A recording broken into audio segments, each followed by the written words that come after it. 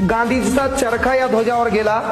मात्र जेव्हा डॉक्टर बाबासाहेब आंबेडकर घटना समितीमध्ये मसुदा समितीत मुख्य काम करत होते, मसुदा समितीचे ते अध्यक्ष होते। 29 ऑगस्ट 1947 ला मसुदा समितीची स्थापना करण्यात आली होती आणि जेव्हा बाबासाहेब आंबेडकरांना या झेंड्याबद्दल विचारणा करण्यात आली तेव्हा बाबासाहेब आंबेडकरांनी सांगितलं की बाबा जे काही राष्ट्रीय काँग्रेस आहे त्या काँग्रेसचा झेंडा आपण आपल्या देशाचा राष्ट्रध्वज म्हणून मान्य करूया।